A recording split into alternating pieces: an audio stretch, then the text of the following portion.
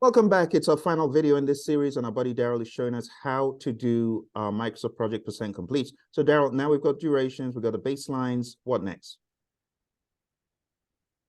To show the progress for each task, you would have to insert your % complete. Okay. Which what I did here was I clicked on any area in the schedule. I right-clicked the column, and I scroll down to insert column. Okay. And what I'm looking for is % complete, and which is which is the very first one. And this is just your progress for each subtask. So, for example, if this was to say December 9th, we would put this at 5% done. Okay. So as you're moving along the project, what I'm hearing from you, Daryl, is don't just keep things static. In order to get the most value from this tool, you need to, as a good scheduler, be tracking % complete. Now, how do you come up with those numbers? By using another two columns called the actual start and actual finish. And that's your actual work that you be monitoring and executing. Okay. So I can see that as you put in 5%, it kind of assumed that you had started at the right time and you're 5% done. Is that right? That's correct. So with this project, you have December 11th as a start date. You started earlier, so we started today on December 9th. Oh.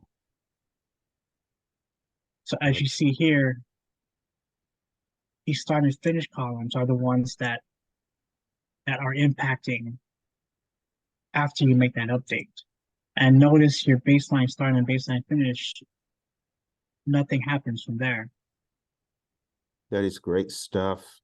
So I can see the use of the actual start now, Daryl, because I can see you put in a 9 and this updated to a 9 to reflect reality, but I can see the baseline, which will show based on what management agreed on that we actually did start earlier. So it does kind of make me look good as a scheduler, right? Or as the team to be starting earlier than was planned.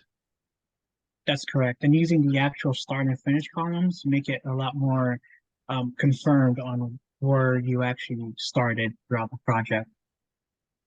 Wow. Wow. Well, thank you very much for this series, Daryl. I appreciate your time. I appreciate you going into this. And for those who are not aware of the channel, it is Influence IPM, but you can also go to the website, influenceipm.com. Is that right, Daryl? Is that how to spell it? Yes, that's correct, Bill. Gotcha. And influenceipm.com.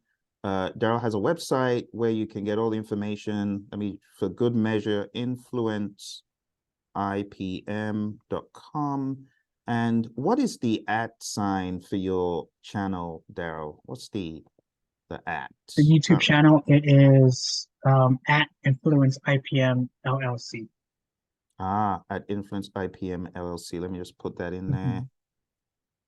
At Influence IPM LLC. That's on YouTube, right?